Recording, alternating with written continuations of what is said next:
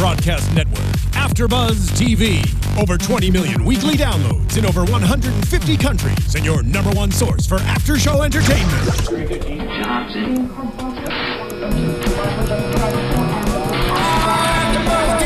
AFTERBUZZ TV, the destination for TV superfans, producing after-shows for over 300 of your favorite TV shows, interviewing celebrities and showrunners, and bringing you behind-the-scenes exclusives. All thanks to E! Entertainment's Maria Menounos, producer Kevin Undergaro, and internet leader Akamai. Now, let the buzz begin!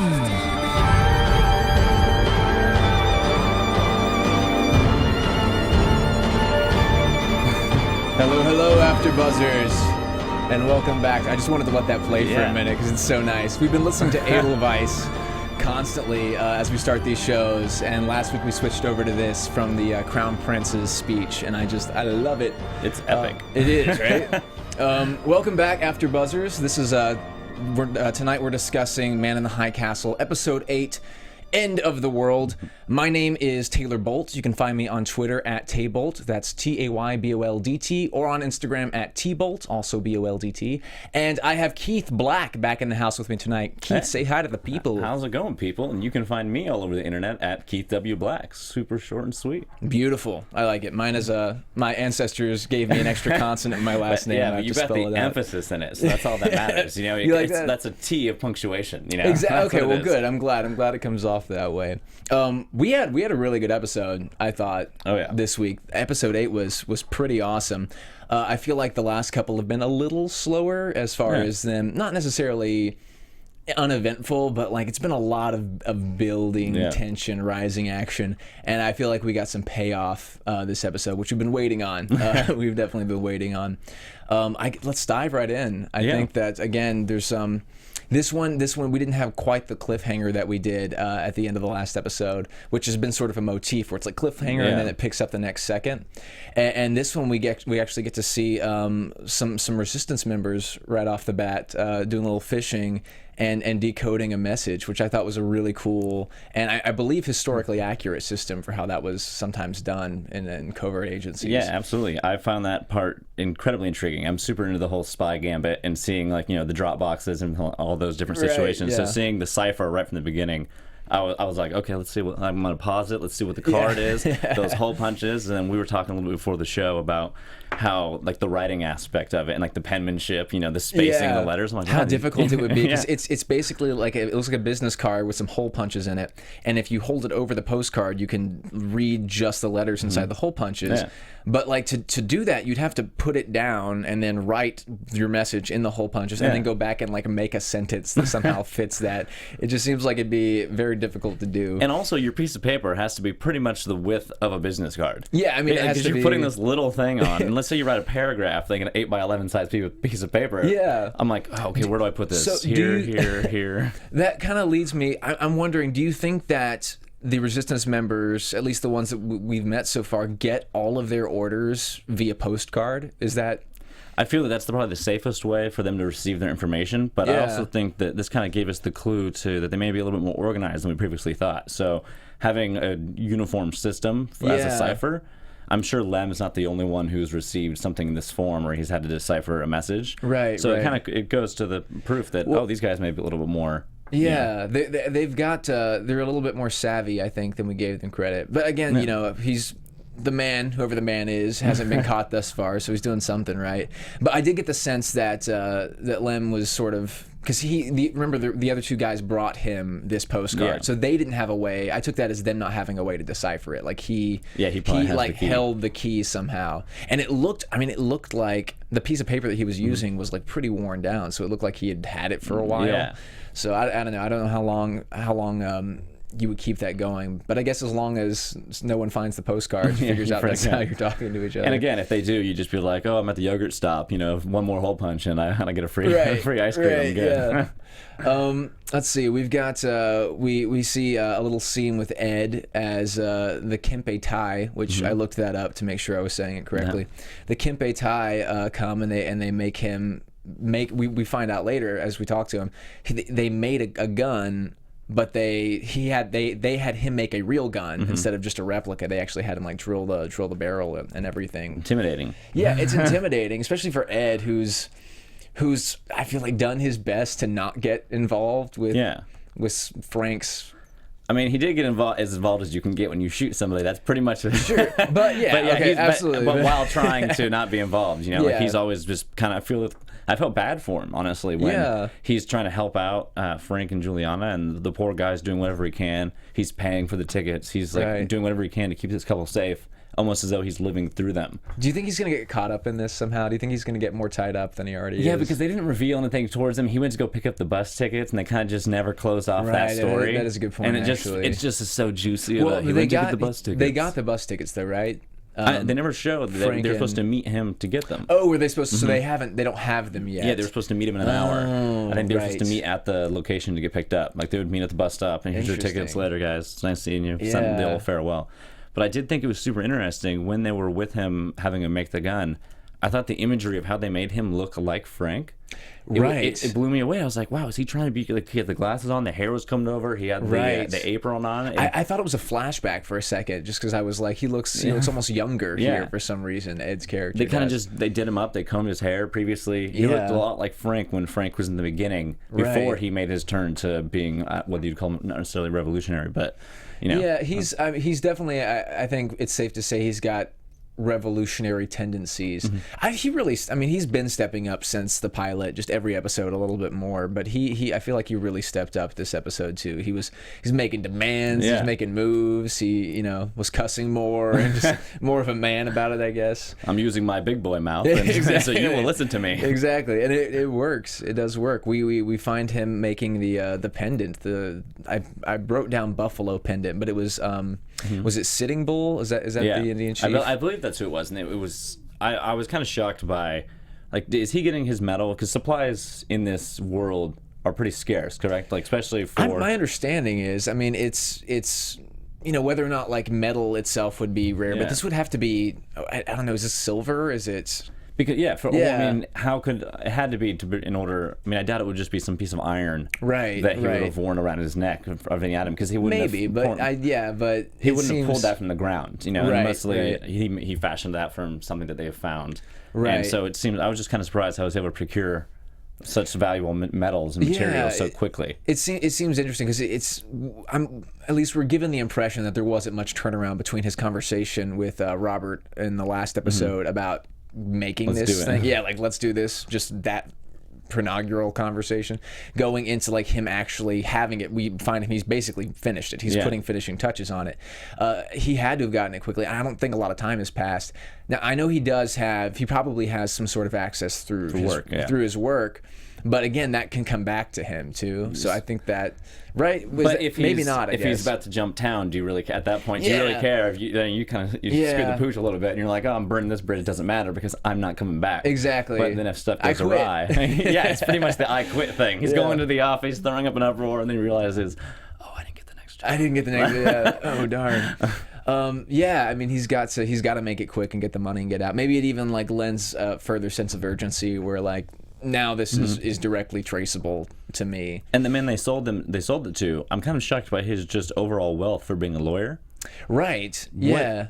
Because I just, in my mind, it's the Kasura is Mr. Kasura, right? Yeah, Mr. Kasura. And like law is pretty much, like law and order just doesn't seem to really exist. It's kind of like a you did it, you're done type of situation. It's just a strong hand of justice. Yeah. So seeing a lawyer, I'm like, what real use would there be for a lawyer? It's interesting. I wonder. Yeah, it seems having no specifics. It seems kind of generic. Like it seems just like what would be a high paying job in this world? Lawyer, maybe. Maybe. But that might speak to. Maybe the court of law there is based around higher ups in general. Okay. So it would be more lucrative, I guess. More maybe just a symbol of a profession of symbolism rather than actual practice. Yeah, exactly. Maybe it's like he was granted the title of lawyer. Yeah, you are a lawyer now. You're a lawyer. We don't need you for anything. Yeah, it's almost like feudal in a way. But he was also at the. I mean, not to jump ahead too far, but I just noticed that they cut a quick shot of him at the club that Joe goes to in the end, which I thought was. very interesting. They did a quick shot of him sitting in a booth. Yeah, I totally missed that was him. So interesting. Okay, cool. So it makes me. I was just leading the fact that maybe his money isn't purely from law, because he's just writing out 80,000 yen checks. Right. Yeah. For no big deal. For For a necklace presumably worn by an Indian chief. Yeah, that's a frivolous. Yeah, exactly. It's like, you don't need that. That's a lot of money, and it seems like $80,000 goes a long way in this, or 80,000 yen goes a long way in the society. I know if anyone listened to last week's episode, we talked about sort of we actually like crunched some numbers as far as yen goes, but 100,000 yen would be less than $1,000. It would be $800, $900. Yeah, it's $854 if you broke it down now. But like you guys said last week, the depreciation and how like the economic value would be, considering who won the war, probably shifted. That has to be what it is, because I mean, they treat 10,000 yen, which is just like $100. Yeah. They treat 10,000 yen like it's a lot, like it's, or $85, I think is what it was. They treat it like it's a lot of money. So it's got to be that when they won the war, the yen appreciated and the dollar probably just vanished, I guess. We don't ever hear a dollar mentioned. It's all yen and credits and stuff. Okay, I think that is probably an explanation, but and also the guy was going to sell the video to the resistance it was something simple. It was like 10 yen or 100 yen or something like that. Oh, that was 10,000. Yeah, that was 10,000. Oh, yeah, 10,000 yen, correct. Yeah. So I mean, if he's going to sell this video and he knows he's risking his life, right? The value has got to be your life has to be worth more than. He risked it and he lost. Ooh, he played the super lotto. Powerball didn't play out for him. Yeah, that would change. I think the numbers in the lottery a lot. If it was like, if you lose, that's it. Yeah, you get your neck. It's like garrote wired. I don't know exactly how they took him down. It's a rough way to go. I mean, you just don't want to get caught by the Yakuza that way. Right. Well, especially not the Yakuza, I guess. Well, that brings us back to the club. It seems like, I mean, this is a Yakuza run. Yeah, which the Yakuza is like the Japanese mafia. Yakuza run gambling house, I guess, or den. I'd say it was gambling lounge. Houses and then brothels and lounges, stuff like that. That's what he mentioned when they were having the back and forth with the Secret Service, the Japanese Secret Service. Right, the Kempe Tai. The Kempe Tai. Yeah. I knew I was going to say it wrong. No. I can come up with another. I thought it was Cappy Tai at first, and I was like, that doesn't sound Japanese. I was like, there's some other. It sounds like an after-school special. Exactly, Cappy Tai. That was a fruitful Google search on my part. Kempe Tai. We have some interesting stuff go on with the Japanese police in this. Inspector Kido is phenomenal. Yeah, he's great. He's it seems like he's getting close to wit's end in a lot of ways, and we sort of see why. Because if you remember a few episodes back, we saw the previous, I think, like lead inspector commit seppuku, commit suicide in like a garden, and then he was handed the reins. So it lends a lot of credit as to why he's having to be such a hard ass. Basically, this whole time is trying to figure out where this film is to try to nail down the resistance. It's a just reason to be. I guess hard. If I saw my predecessor off themselves out of duty, I would definitely feel a lot of pressure to get it right the next time around. But we have so we see the resistance members, which is Lim and what's the woman's name? I don't recall her name. I don't recall her name either. I don't know if she mentions it much. Yeah. We see them come to pick up this package and pay 10,000 yen, and it doesn't work out because the guy died. The guy who had the film died, and they get Yakuza have it, and then the Yakuza also goes to the Kempe Tai, which is the police, and offers to sell it to them for 150,000. This is what I was a little bit confused about. So it seems like the police turned the Yakuza down, right? Is that the idea? Yeah. So what would have happened if they didn't? If they just accepted the cash and received the film? Yeah. I think that the Kempe Tai, they would have the film in possession. Right. Now, whether they give it over to the Nazis or not is a whole other question. Because what we saw at the end was the basic trap between three parties. We had the Yakuza, the Kempe Tai, and the Joe in there. Right. So we had the Germans in there.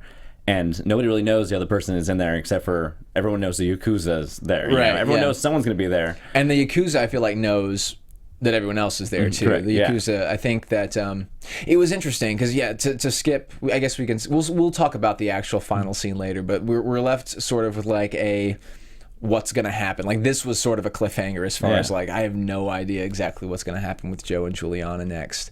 But until we get there, I'd like to go back to the Eastern Coast and visit our good friend John Smith, Obergruppenführer. Yeah. And he, God, that was such a good scene. Him in the doctor's office. So we found out that his son wasn't allowed to participate in gym class or something like that, or wasn't allowed to participate in the run or the race.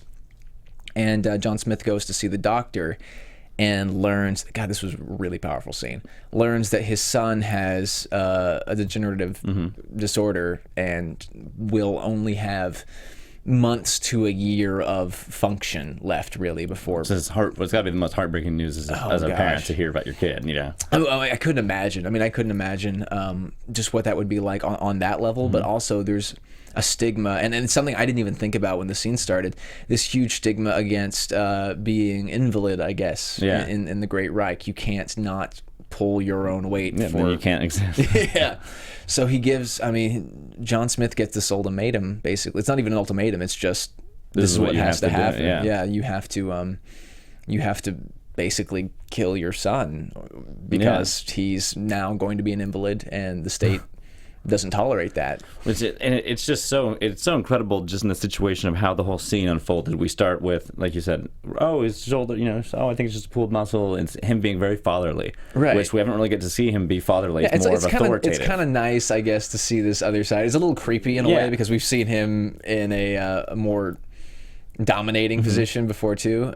So to see, I guess, the softer side is nice, but still unsettling. Yeah. But we got that look into his heart, and then so he goes to the doctor, and you're like, wow, he's taking his kid, he cares about his kid, he's taking him to the doctor, and just by him doing that, I kind of felt something was off. I'm like, he's gonna get some bad news. The fact that he's going to the doctor, this is a big setup scene to bring him to the doctor. And the doctor, I loved this. The doctor, the second he sits down, we need to talk to him, he offers him a cigarette. And I'm like, that's classic. He's like, sir, a cigarette? He's like, no, I'm okay. Yeah. I'm a doctor, but you should smoke. You should. I do all the time. It's perfect. And so they have that conversation, and my first thought when he said it was congenital, I was like, oh no, I'm like, this is karma. Such sweet karma. I mean, not great for the kid, but in terms of who this man is, right? Exactly. This is justice on, like, a superficial platform. And if we look at it, I mean, not that this is. Not that you want bad things to happen to anyone, but I mean, this kid is sort of being groomed to be exactly like his father, as far as upholding the state and being a service to the Nazi Party. And it's sort of, I wonder if it's karma for John Smith as much as it's karma in, like, preventative karma for this kid. For who the kid's going to be. And it's not the kid's fault. That's the bummer of it, is he didn't know. He has no idea. And his father is, his father is ridiculous. Like, it's one of the most strict men ever, and he doesn't even know what he does as, in terms of work. And so his corporate life, like he mentioned later in the episode, oh, what's troubling you? I've just got some work stuff in my mind. When I've got work stuff in my mind, it's because, a segment didn't go the way I wanted it to, stuff along those lines. Right. His work doesn't go the way he plans. Like, people die. It's like super dark. Horrible things happen. Oh, sweetie, it's nothing. Work was rough today. Yeah, that's very true. And he's faced with this. The doctor was nice in that it seems like he's going to give him a little bit more time to deal with this thing with his son. But I think this is going to be a big sort of sticking point over the last couple episodes, as far as seeing what's actually going to happen between him and his son. He ran the race. He ran the race later. It seemed to do well. I mean, he seems perfectly healthy. Yeah, minus being a little tired. Yeah, but I mean, ran a race. If I just ran a race, I'd probably be more tired than he was, I guess. I don't know. It's going to be hard, I think, for his character, because he's one of his big stances has been like, I will exact evil in order to protect my family. Absolutely, you know what I mean? And so now it's to protect his family, he has to sort of do the opposite of that. Like, if he wanted to protect his son from the Nazi regime, he would have to betray the Nazi regime. And I don't know if would make himself a hypocrite for everything he's done. Exactly. It would negate everything he's pretty much done for his family. Yes. Would now be pointless. I think this is the first instance where his faith in the Reich is not just tested, but it's tested on a personal level. Before, it's easy to say, I'm doing this for my family, because he can see a tangible effect. Oh, look how well I'm doing. I'm doing this. I'm making more money. My family's being more provided for. Yeah. This is the first time where oh, something that Reich believes is really kind of biting me. Yeah, like big this time. This is the Big biggest time. thing for him, and this is what he's been fighting for. Like you were saying, he's now, if he follows the Reich, he's killing his own child. Everything he fought for led up to the death of his child. Yes, everything that he's ever supported, every government agency he's worked for, is now they are killing his kid. Which is now, I think, the one moment that we get to see over the next couple episodes will be whether he wavers in his resolve to stick through the Reich. Oh gosh, yeah. I mean, you would have to. I mean, you would have to at least hesitate, right? Yeah. I mean, it's just, if you're a sane human being, you wouldn't be gung ho about it. You know, you would at least pause in thinking like, this is an institutionalized rule established by men who are flawed. We're looking at this thing, and now I have to kill my son according to this law that I uphold.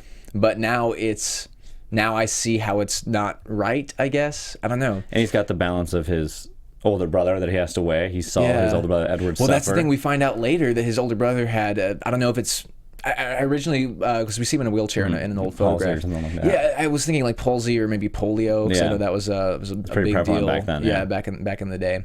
And then I was thinking maybe it's the same degenerative disease, which I didn't write down the name of the disease, but was it Lou Gehrig's, or I don't think it was Lou Gehrig's. It was actually, I hadn't heard of it before when he mentioned it. It was definitely something new to me, and I was like, I was intrigued. I was like, I feel like I would have heard of. Yeah, something.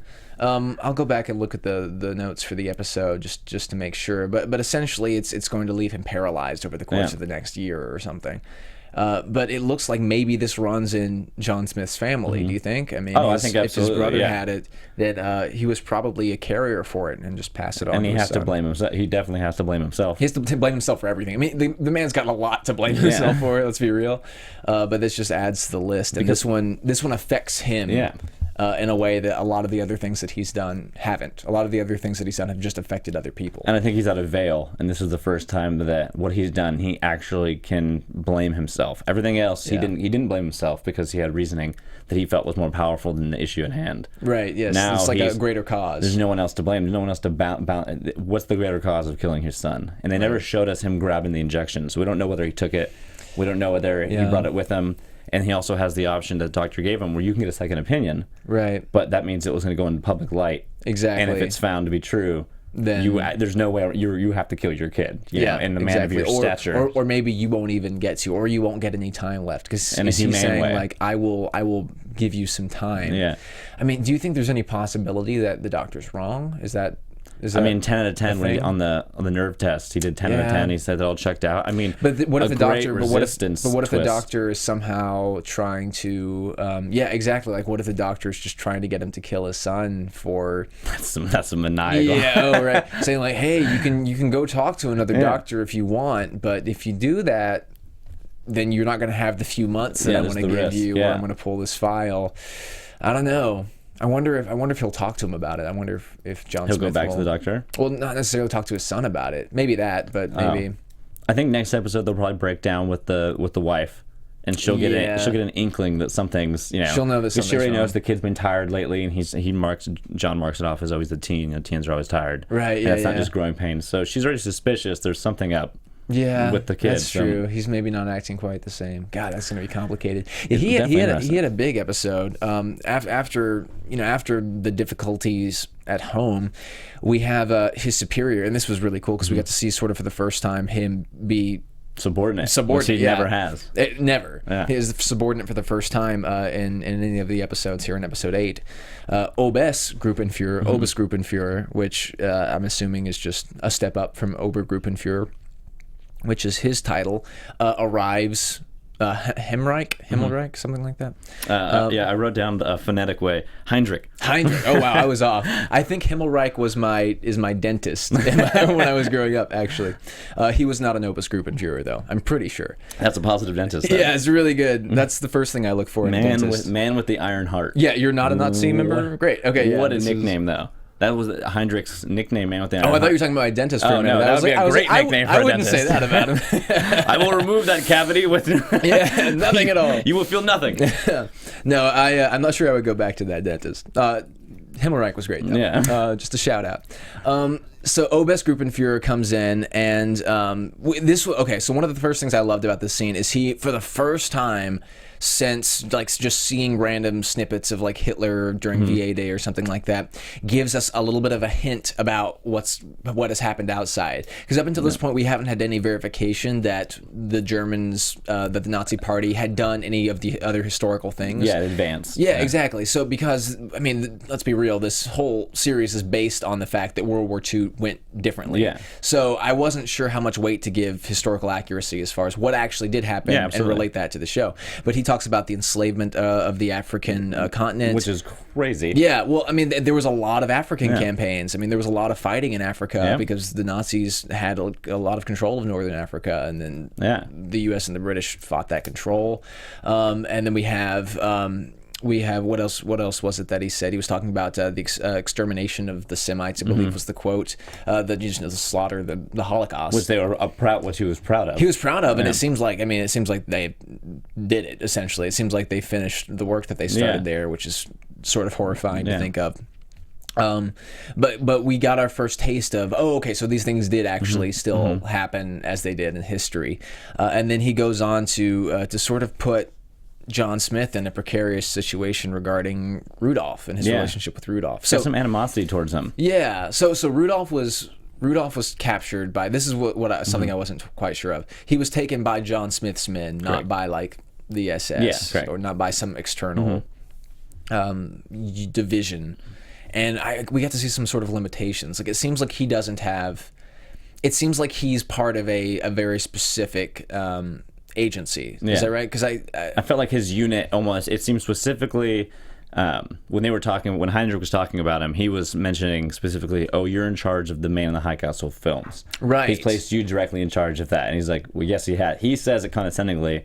And then John Smith replies proudly, "Yes, I am." And like, in fact, I am in charge of that. He is trusting with that. It does make it seem like it's a very secular. Yeah, which I wasn't. I didn't really get that impression before. I thought that he was just like a general, I kind of thought he just like a oversaw higher up. everything, But it's like he has a very niche application. Task force, maybe. Basically, he's in control of a task force.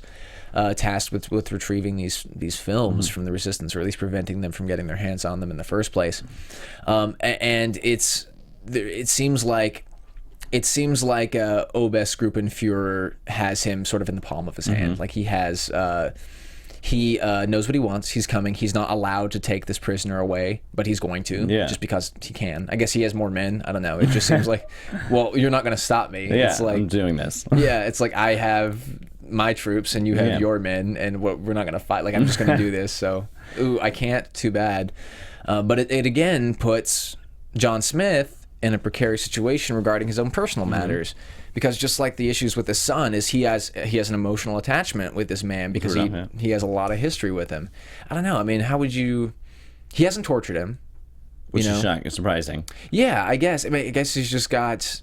I guess some of the stuff that we saw, because you were here for episode 6, right? The VA Day. Yeah. Because we talked about how distraught he was having to bring him in. Yeah. Yeah. And it's all of that is real. I mean, I guess I wasn't sure at least how much of that was truthful, how much of that was him actually being really sorry about this. About turning him in? Yeah. Well, let me pose this to you. Okay. Now that we've seen his relationship and what he's learned with his kid, and now he's facing that mortality of his situation, and, like we were saying earlier, everything that he's done, now he can't justify if he has to kill his kid.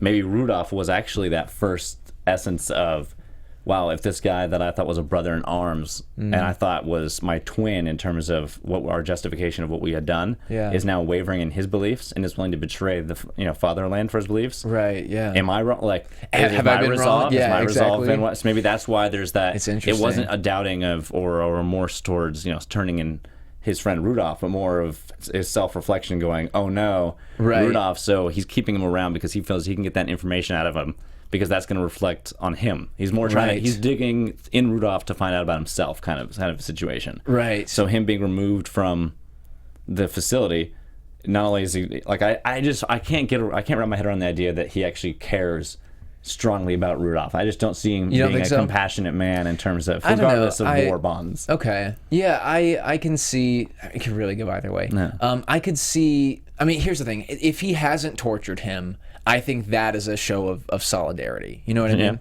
Because we've seen him have no problem torturing men in the past. Yeah. Like, it's just no big deal. Like, we just torture flog him until he speaks. Exactly. Yeah. Like, that was episode 2, I think. And so the fact that he hasn't harmed him at all, he's just been trying to get this information out of him peacefully, shows that he still cares in some way. That he can't quite bring himself to do that, or he at least feels like he owes it to him. And he did say, I haven't tortured you yet. Yeah. You know he's going to. He's going to torture you, so, tell me what you know now, because, I'm kind of your buddy, and I'm the only friend you got right now. Exactly. He'll try to get him off easy, I guess. Or I'm not flies with honey. I'm not really sure what he could do, though, in this situation. It seems like this guy's going to come take him either regardless way. of him giving the information. I got what I needed. You guys can go home. I don't see that. I don't see him way. being like, oh, okay, great. Oh, well, thanks, John. Thanks, John. Well, now we're going to torture him and get him for ourselves too. And that relationship, though, like Heinrich was super condescending towards John. Yeah. And I think we learned a lot about John in terms of him, like the speaking of German. Yeah, you brought that up right before we started the episode, and it's really interesting because I wonder if, I'm first thing I thought is this guy didn't fight for Germany. This guy didn't fight for Germany in the war, because there's no way that your name is John Smith and you speak only English, you don't speak German, and you fought for the Germans in the war. You know what I mean? The timing doesn't add up, especially because of his age. Probably would have been in his 20s when the war was happening. Yeah. And and if he doesn't speak German, he wouldn't have been a German nationalist. There's no way. Yeah. I think that I think he was an American soldier. I think that, or at least was. I mean, probably, yeah. Rudolph. I don't know if Rudolph. Well, we saw it. We've seen precedents where we saw in the first episode, I think, the police officer who stops Joe. Was an American soldier, and then now he's a police officer, and they're talking about they burned the bodies on Tuesdays, whatever it was. It was why is there gave him a sandwich? Yeah, he gave him a sandwich, exactly. So we've seen that has happened in the past. I guess it's possible. It adds a lot. It's a huge character. Yeah. It's a huge character point.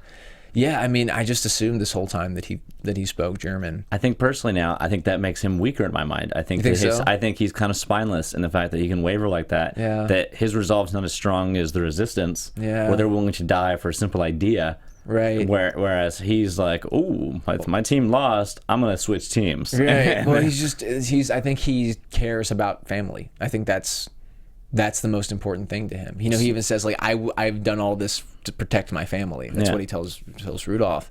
And I feel like it's come up before this also. So if that's the case, now that Rudolph's in jeopardy, who he considered a brother, now that his son is in jeopardy, especially, who is his son. Yeah. I mean, what are you going to do there when all of a sudden you put state first so that you could put family above it? Exactly. And then now those two things are in conflict. I see him, because of his spineless attitude, by flipping over the war, I see him abandoning again, flip-flopping once again, and saving the kid. Oh, yeah. I think that we've seen, this episode gave us heart in John Smith that we've never seen before. Yeah. It showed compassion. They set it up earlier with VA Day celebration to show that he is a human and not just a monster. That could happen. I think this is the slow build to him flip-flopping as well. Yeah, he's become such a dynamic character. I mean, we because initially I guess I saw him as the face of the Nazi Party. That's what I within this show, and it's up to last episode. Yeah, he's not that way anymore. Maybe the introduction of Obes Gruppenführer is so that we can sort of put that on strong him. Figure. Yeah, so that we can put the face of the Nazi Party on this guy instead of... He's creepier. Yeah, he is creepier. He definitely fits the bill. That was a great scene, though. And we see that his first lieutenant or whatever that guy is, I forget his title, knows exactly how to serve. Knows exactly how to serve the copy to Obes Gruppenführer. I'm wondering... I don't know. What do you think? I have a couple of theories as to how he knows. In a situation like that where they've already doubted him once, they were the dudes that got in the whole roundabout with Russian roulette in the basement, which is terrifying. Right, yeah. I think that you're in a situation where this guy comes out. I mean, John Smith is too observant, and he's too speculative of everything going around him to not think that guy potentially could be the traitor. Right. Because in that meeting specifically, the conversation was the topic of, oh, you still haven't found your traitor. Right. Yeah. Oh, well, I would have found it. It pretty much was like, I would have found my traitor. You haven't found it yet. And the dude is doing something after basically being caught in a lie. Yes. So you're being pride about this, and you're like, "Whoa, I'm not sure." You're like, "What's going on right here?" Yeah. How did you know exactly how to Yeah. serve him his coffee? That's odd. And I was like, these are some interesting, like, these are some very Tarantino shots of sugar cubes and stuff. I was like, there's something behind the sugar cubes. Long 4-cube shot. Yeah, exactly. No, it's super, super interesting because That's a lot of sugar too. that was a lot of sugar. That's way too. It's like diabetes. But it's like I actually kind of loved that because it was very much like the excess of like the upper regime of an autocratic party like that. You know what I mean? It's just you can live in excess. You can have the finest whatever you want. You can have 4 sugars. Yeah. It's like the commodities are easily accessible to you. I think. I don't know. I guess I could save it for predictions, but I don't want to. I think that the giving away the route for the threat on Obergruppe and Führer's life was an inside job. Like I think it was this other guy. Like I think it was the whatever his agency is. For whatever reason, they wanted to take out John Smith. Yeah, and that's. Now he has to deal with that. He's got a lot to deal with right now. I think it comes back to. I think that's a perfect reflection on what we were talking about earlier, though. If they're the German party, there's obviously the harmony is not there within the German party. So there's a little bit of disruption going on within the ranks because he's an assassination attempt on John. Right. But then we see Heinrich come in, and he's a little condescending. And almost like he doesn't look at John as like he's a true German. Right. Oh, you don't speak German. Does that keep him behind? So maybe it's these pure Germans that believe that the rank should be cleared, and they're the ones who still look at John as, let's go Harry Potter reference, a half-blood. Right, yeah, he's the mudblood. Yeah, that's interesting. Oh, gosh. Okay, well, he's going to have a big next episode, I think. He's got a lot to work out at home, at the office. At the office. Yeah. We've been talking about Rudolph a little bit, so I'd like to throw back. I caught a little something between Juliana and Tagomi on the other side back in San Francisco. We have so Juliana comes in, talks to Tagomi for a minute, and he has like an assignment for her. And the assignment is that there's a general coming in to look at uranium deposits. Oh, yeah. Right? Can you help? Because she's done some geology in her past. Yeah, geography and something. Yeah. And so it was like, will you, help figure out where these deposits are and stuff. That was like, oh my gosh, it's happening. Yeah. Which explains why I feel like Tagomi knows something. Like the last few episodes, it seems like Tagomi knows something. You know what I mean? He knows something else is going on. And all of a sudden you have this general coming in looking for uranium deposits. Wonder what that could be for, it's not making some jade necklace. They're making a bomb. Like, exactly. They're making a bomb. And Tagomi gave her, in the previous episode, the address to find her sister. Right, yes. And so he knows that her sister was a resistance member. Does he? Yeah, because his assistant informed us. So they know that, and he was like, oh, it's fine. Don't worry about it. Keep my eye on her type of situation. Right. So I think that he's kind of doing a testing ground to see what he can learn from her.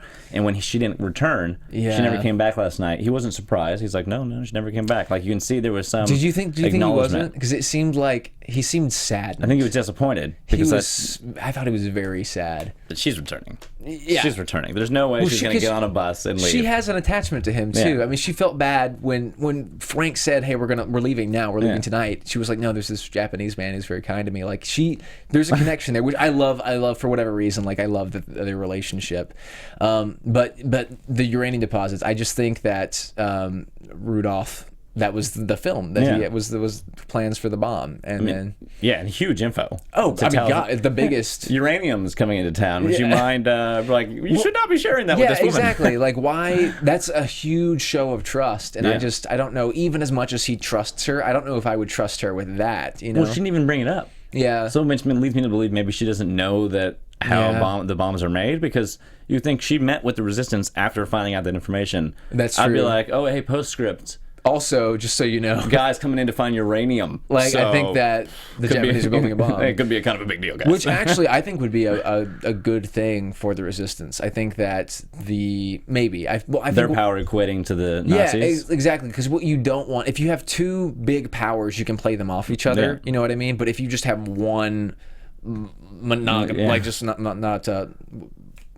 Monopoly. Yeah, basically, that's it. Like a monopoly, so omnipresent, I think was the word I was looking for, government, where it's just like they control everything. There's no way out. There's no way to leave like Nazi-controlled territory.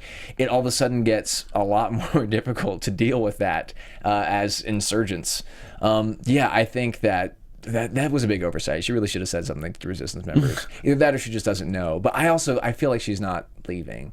And to I don't think she's leaving. To speak to him, why he might have trusted her, I just had the thought that he has been doing like some subversive stuff thus far. You know what I mean? Like he was working with Rudolph, and he was, again, it really seems like to the benefit of his nation. Like it really seems like in that between him and Rudolph, like Tagomi had everything to gain and Rudolph had absolutely nothing to gain from that scenario, you know, other than the fact that his world is unbearable for him.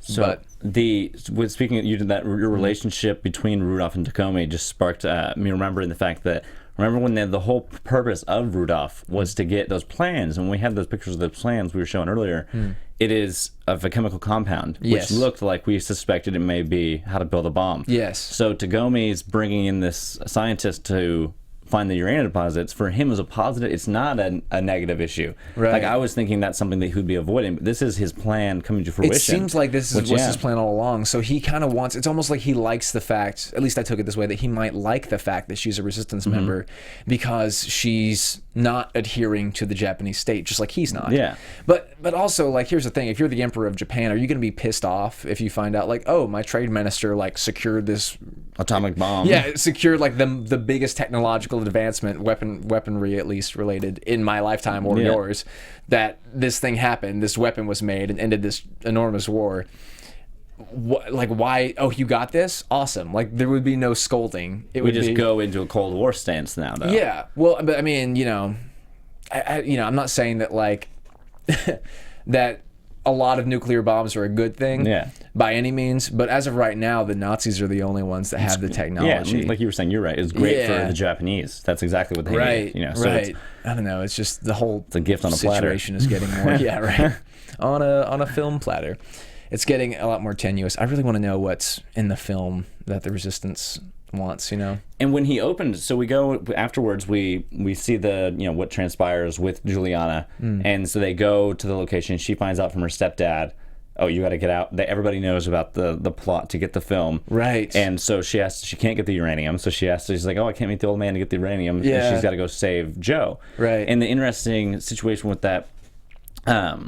That scene is they're in there and they go to the bar, everybody's converging on one location, and he opens the film to check that he has it. Right. Two things. My first thought was, she said, leave your coat, you know, and then they'll put the film and leave the money and put the film and they'll swap it out. Yeah.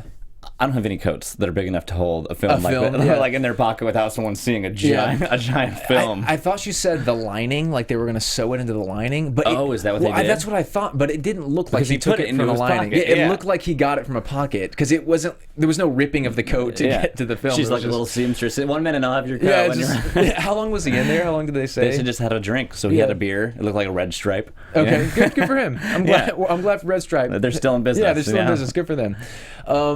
He gets a film. We presume it's the film. But the film that was what I was going to get to next, is the film was so minuscule. When he opened up the container, the canister, it wasn't a full reel of film. Right. So maybe the fact is they're chunks. Every one of these is a piece to a greater film. Oh, interesting. So because every time they've opened it up, it's never been a full canister. It's always been something that's been rattling around, and it's a small couple film strips in there. Right. So I'm thinking maybe this is something they're going to have to glue together to create whatever this revolutionary. That's interesting. Well, it also means that, like, if you're missing just one of these, that's a big deal. Exactly. You know what I mean? Puzzle. If you're missing any piece of this, that's horrible because you need all of it for it to be cohesive to make any sense, I guess. The more the better. But and it would go in tangent with the idea that it's difficult to, you know, they have to transport these films across the country, and just like anything that you're trying to procure in a state like this where you're subservient to everybody around you, you can only do it in piecemeal. You can't. Yeah. We're going to shoot this big production. Like when they shoot it, they're probably guerrilla shooting, doing whatever they can in small situations, or with the film, releasing it in small batches. I'm still just not convinced that they're shooting this live. Like I'm not convinced. You think it's historical footage? I think it's just. I mean, it just doesn't look, from the little bits that we've seen of it, like in the pilot episode, it just does not look. It looks like real stuff. Because we've seen it. Yeah, exactly. I mean, I Yeah. guess that's true. I guess it could be, and it actually is historical footage in real life, so it looks that way that it is real because it is real. Maybe that seems also, I don't know, that kind of seems lazy. It seems like they would, if they wanted it to seem like it wasn't real, they would have just shot some fake footage. Exactly. You know what I mean? That doesn't look like it was real. I don't know if they just would have used the stock World War II victory footage. I mean, they even had a newspaper that said that he was when John Smith was at the table reading it. It said celebrations on VA Day, and it was like they're printing newspapers. So, like you were saying, they probably weren't lackluster when it came to. Yeah, that's true. We'll just use old archive footage, guys. Exactly. Don't worry about it. They're doing a lot of work for that. I don't know. That final scene though was awesome. It was really intense. We have Frank, he gets the film, he leaves, the Kempe Tai show up, and then they run through an alley, him and Juliana, because she's there now, and with the other two resistance people, it's just a hodgepodge. They run through the alley, and then a black car pulls up, and people with guns get out and put them in the black car. End of episode. Yeah. So who do we think? Yakuza. Yeah, okay. I thought so. I think it's the car Yakuza. was too nice. It was a nice car. Yeah. It was a gorgeous car. Yeah. Like, for real, I would love that car. It's like it looks like kind of like a Bentley, but maybe an old Rolls Royce. Yeah, it looks like an old Rolls Royce. That's exactly. God, it's sleek and black, and just very, very mafia. Not the way I would like to ride. At gunpoint. But it was definitely super interesting seeing that come out. That thought in the back of your head would still be like, well, this is nice though. This is like a very nice car. Yeah, like, I might die. I don't want to be here, but the leather in here is just wow. Yeah. If I'm gonna die in a car, at least it's this car. It's a Rolls Royce. That's good. Yeah. See, look at you're a glass half full type of guy. I guess if I think in this world you have to be. You have no other choice. You guys take 3rd Street. It's faster. You're like, thanks for the note. You're a prisoner. Great. I think we have just a couple minutes left, so let's go ahead and go into predictions. Okay, let's bring that music on. There it is. And now your AFTERBUZZ TV predictions. All right, prediction. Lay it on me. I'm going to predict about why the Yakuza showed up. Because it's a situation where it's unfolding. They already got what they want. It's an easy transaction for them, but they go back to the bar and put them in. So my prediction is that they're trying to double down, or now the Yakuza is intrigued at the potential profit of this film because the Yakuza saw what everybody was doing to get it. Right. So now they're thinking, oh, well, 1,000 yen, that's not nearly like, there's a lot of people showed up trying to get this film. Like this is a huge thing. Let's get involved. So I think we're going to get to see the Yakuza and actual like organized crime get more integrated into our storyline moving forward. I hope so. I really hope so. I think that I don't know. I think that it's interesting because the first thing I thought was oh, they're screwed. Then I immediately was like, no, I think that they're probably gonna get out of this fine because the Yakuza, the Kempe Tai pissed off the Yakuza is what it seems like. So the Yakuza would have an interest in screwing them over. It seems sort of like, I don't know, it seems like organized crime has that. There's a lot about like reputation pride and like pride. No, it's like if I say that it's gonna be this way, if I make this deal, like it's gonna be that way because I can. So I don't know. I think that I would like them to get more involved just because A, I think that's crazy interesting, and B, I think what an awesome, at least sort of sometimes ally that might be for the resistance. I predict that John Smith is not going to kill his son. I predict that. You. But I predict that his wife will. Ooh, his wife is dark. She's sadistic. I predict that she will pick up the reins and do it if she has to. That's a bold prediction. I like that. That's we'll good. see. That's we'll see. It's at least interesting, I think, but who knows if it'll actually happen. But I just think that's just based on the glimpses that we've seen.